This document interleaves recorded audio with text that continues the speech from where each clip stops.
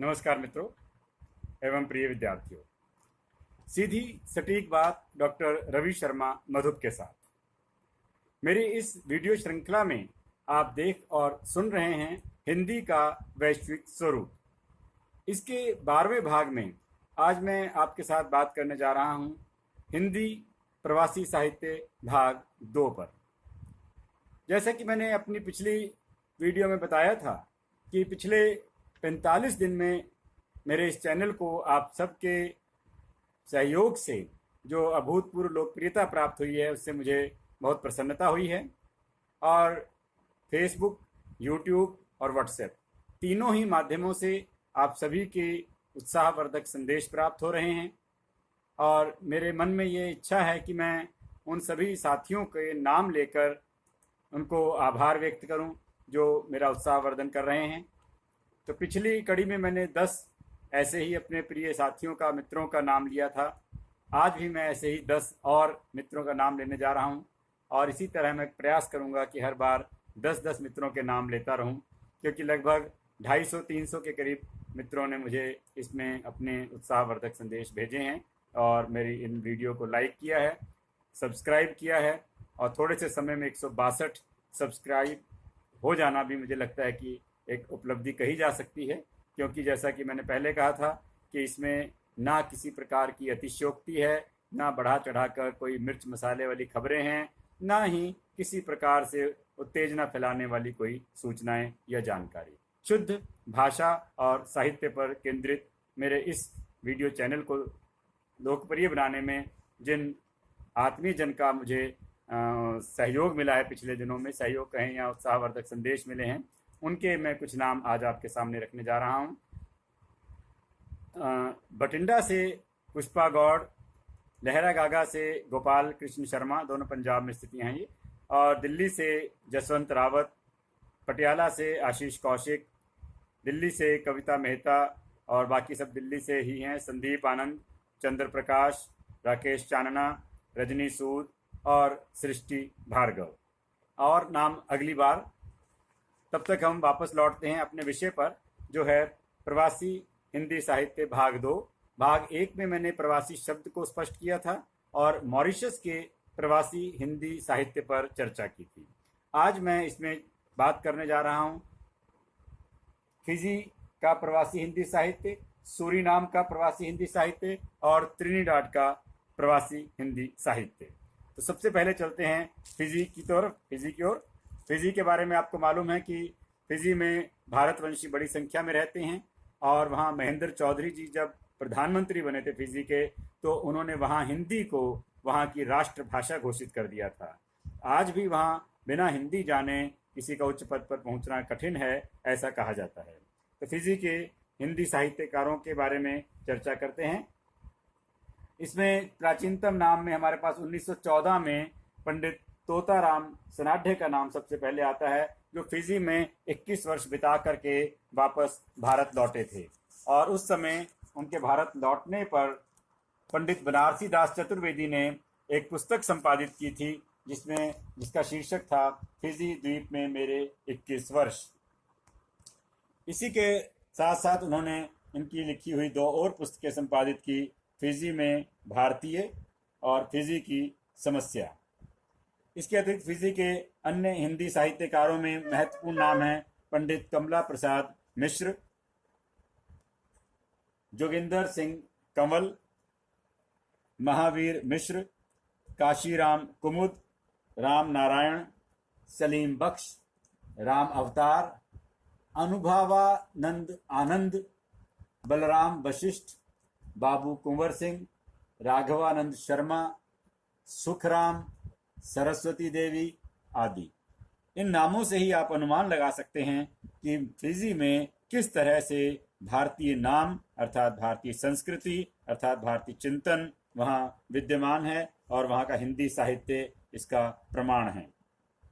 अब चलते हैं सूरीनाम की ओर। सूरीनाम भारत से काफ़ी दूर स्थित है और वहाँ का प्रवासी हिंदी साहित्य पर चर्चा करने से पहले हम बात करेंगे वहाँ की हिंदी के रूप को, जिसको हम सरनामी हिंदी कहते हैं।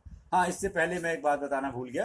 जब हम फिजी की बात करते हैं तो फिजी में जो हिंदी का प्रयोग होता है उसके लिए शब्द वहाँ प्रयोग होता है फिजी बात। तो उसी के समानांतर सूरीनाम की हिंदी को सरनामी हिंदी कहा जाता है। इस सरनामी हिंदी में कई बोलियों और भाषाओं का मिश्रण है। इसमें खड़ी बोली, भोजपुरी, मगही, ब्रज, अवधी, उर्दू, डच और अंग्रेजी, इन सभी का मिला जुला रूप है और ये सब मिल करके हिंदी वहाँ बनती है। वहाँ एक बड़ा नाम महात्म सिंह का है जो सूरीनाम दूतावास में कार्य करते थे और उन्होंने वहाँ माता गौरी संस्थान की स्थापना की, जिसका मुख्य उद्देश्य था फिर सूरीनाम में हिंदी का प्रचार और प्रसार। इसके अतिरिक्त सूरीनाम के हिंदी साहित्यकारों में मुंशी रहमान खान, सूर्य प्रसाद वीरे, सुरजन पुरोही, खुन, चंद्रमोहन, महादेव, अमर सिंह रमन, रामदेव रघुवीर, अमित अयोध्या, तेज प्रसाद खोई। तो सूरीनाम के इन साहित्यकारों के नाम से भी आप अनुमान लगा सकते हैं कि वहाँ भी किस तरह से भारतीय नाम जिंदा हैं, किस तरह से इन नामों के माध्यम से उन्होंने हमारी संस्कृति को वहाँ जीवित रखा हुआ है। और सभी नाम कहीं ना कहीं आप देख रहे हैं धार्मिक उससे भी जुड़े हुए हैं। कहीं आप देख रहे हैं इसमें महादेव हैं, कहीं चंद्रमोहन हैं और कहीं सूर्य प्रसाद हैं, कहीं अमित अयोध्या हैं, कहीं रामदेव रघुवीर हैं। ये सभी नाम भी अपने आप में इस बात का प्रमाण है कि सूरीनाम में हिंदी किस प्रकार से फल फूल रही है। सूरीनाम में 7वां विश्व हिंदी सम्मेलन भी हो चुका है। इस पर हम बाद में चर्चा करेंगे जब हम विश्व हिंदी सम्मेलनों के योगदान पर बात करेंगे। आगे बढ़ते हैं। त्रिनिदाद का प्रवासी हिंदी साहित्य। त्रिनिदाद में हिंदी साहित्य को फलने फूलने में काफ़ी समय लगा, काफ़ी कम वहाँ पर इसका प्रयोग होता था और वहाँ के जो मजदूरों के बाद के जो वंशज थे वे धीरे धीरे हिंदी से दूर होते चले जा रहे थे। तो ऐसे में 1952 में भारत के राजदूत आनंद मोहन सहाय ने वहाँ हिंदी एजुकेशन बोर्ड की स्थापना की और इसके माध्यम से वहाँ हिंदी को पुनर्जीवित करने का प्रयास उन्होंने शुरू किया। इस प्रयास को 1966 में प्रोफेसर हरिशंकर आदेश ने आगे बढ़ाया और उन्होंने अपना पूरा जीवन वहाँ हिंदी को आगे बढ़ाने में, वहाँ भारतीयता को आगे बढ़ाने में समर्पित कर दिया। वहाँ उन्होंने भारतीय विद्या भवन का निर्माण करवाया और जिसके माध्यम से भारतीय संगीत, भारतीय भाषा, हिंदी और भारतीय संस्कृति का प्रचार प्रसार करने में उन्होंने सफलता पाई। यदि प्रोफेसर हरिशंकर आदेश को त्रिनिदाद में हिंदी के भीष्म पितामह कहा जाए तो कोई अतिशयोक्ति नहीं होगी। उन्होंने विपुल साहित्य रचा और उनके साहित्य को देखकर विश्वास नहीं होता कि एक व्यक्ति इतना साहित्य रच सकता है। 4 महाकाव्य, 18 खंड काव्य, 50 काव्य संग्रह, 11 कहानी संग्रह, 2 उपन्यास, 31 नाटक, 4 निबंध संग्रह और 93 संगीत विषयक पुस्तकें।